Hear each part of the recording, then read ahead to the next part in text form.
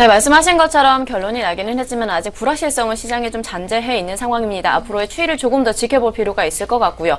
국내 시장의 흐름도 좀 살펴보도록 할게요. 특히나 이 코스닥 시장이 코스피에 비해서 조금 부진함을 나타내고 있습니다. 대외 변수가 있음에도 불구하고 코스피 시장은 조금씩 반등을 나타내는 듯한데 코스닥 시장은 여전히 어려움을 나타내고 있습니다. 반등의 기미 없을까요?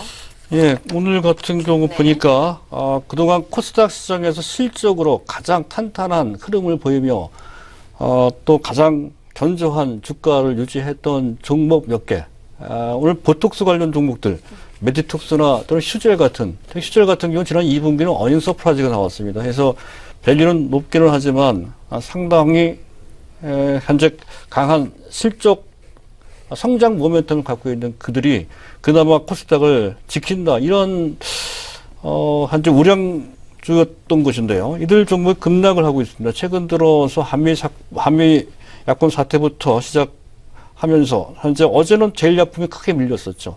오늘은 그동안 코스닥의 지주 기둥 역할을 했던 메디톡스나 또는 휴젤 같은 종목들마저도 같이 크게 밀리는 모습을 볼 때 분위기가 그전과 좀 다른 느낌을 좀 한테 준다는 것이죠. 이것과 관련돼서 우리가 너무 기술적으로 이 정도 수준에서는 반등이 나올 것이다라고 하는 습관적인 시각이나 태도에서 좀 벗어나서 좀 판단을 좀 해볼 필요가 있다는 생각입니다. 일단 부진 배경을 보게 되면 수급이 별로 좋지 못하죠. 일단 기관들이 금년 들어서 계속 매도하고 있습니다. 어제도 말씀드렸습니다만 4조 원이 넘죠. 4조 4,500억 원이나 계속해서 매도를 하고 있고요. 또 외국인들이 들쑥날쑥하지만 그래도 전체로 봤을 때 매도입니다. 1조 1,500억 정도를 매도를 했고요. 반면에 일반 개인이 5조 6천억, 사상 최대치의 순매수입니다. 작년에도 매수를 많이 했거든요. 작년에 현재 온기 순매수 규모는 2조 4천억 정도 됩니다. 그것도 사상 최대 순매수였거든요. 그것을 불과 10개월도 채 되지 않는 이 시점에서 훨씬 2배 이상 능가하며 지금 현재 5조 6천억을 매수했다고 한다면 너무 심하게 수급이 불균형하게 됐다. 일반 개인들이 너무 많이 샀다는 것을 우리가 한눈에 알 수 있습니다. 이 점은 상당히 부담되는 수급입니다. 그러한 상태라는 것이고요. 또 한 가지는 개인들의 신용 잔고가 너무 많습니다. 4조 3천억. 물론 코스닥만입니다. 코스피보다 더 크죠. 이런 측면이 있고요. 또 최근 들어서는 현재 거래 대금까지 줄고 있는 투자 심리가 위축되고 있다는 것이죠. 일평균 거래 대금이 금년 평균이 3조 5천억 정도 됐다는 것인데 코스닥이 최근에 3조 원 정도로 크게 다운되고 있는 전형적인 약세장 모습을 보이고 있다는 것이 이제 외형적인 수급과 관련된 배경이라고 이제 할 수가 있다는 건데요. 내면적인 변화는 그전부터 말씀드렸던 그 내용입니다. 일단 기본적으로 시장 기조가 바뀌었습니다. 대형주 위주의 장세가 작년 7월부터 나타났다는 것과 관련돼 있다는 거고요.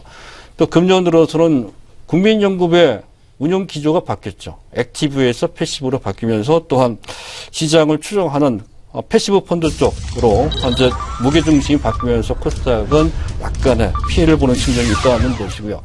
그 상태에서 한미 사태에다가 한미 야권 사태 때문에 제약 바이오주가 상당히 약하죠. 그리고 갤럭시 노트7 단종 사태 때문에 또 역시 IT 전반이 좀 약한 그런 모습. 사실 코스닥은 제약주 IT주를 빼면 거의 없습니다. 해서 그 영향권에 놓여 있다는 것인데요. 지금 이 상태, 많이 빠진 상태임에도 불구하고 지금 현재 기술적으로 본다면 코스피 지수 650 내 660 정도라면 반등을 기대할 수 있는 정도로까지 저점과 저점을 잇는 선상에 놓여 있습니다.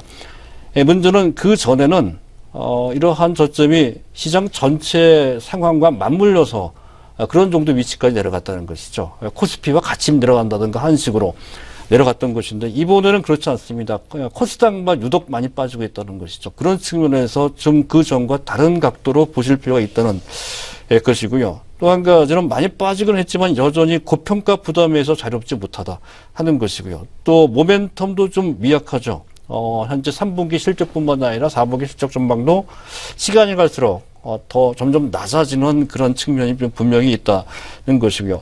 이런 상황에서는 또 수급 개선을 크게 기대하기도 어려운 그런 상태이기도 합니다. 따라서 반등이 나온다 하더라도 그 반등의 폭은 그렇게 크지도 길지도 않을 소지가 상당히 높다는 것인데, 그렇다고 해서 모든 종목들이 다 그렇게 되지는 않을 것 같습니다. 그 중에서도 실적의 뒷받침이 되는 것, 미래 성장과 관련된 모멘텀이 주어지는 몇몇의 종목은 살아남을 것으로 판단이 돼서 모든 종목은 싸잡아서 그런 식으로 부정적으로 볼 필요까지는 없을 것으로 판단이 됩니다.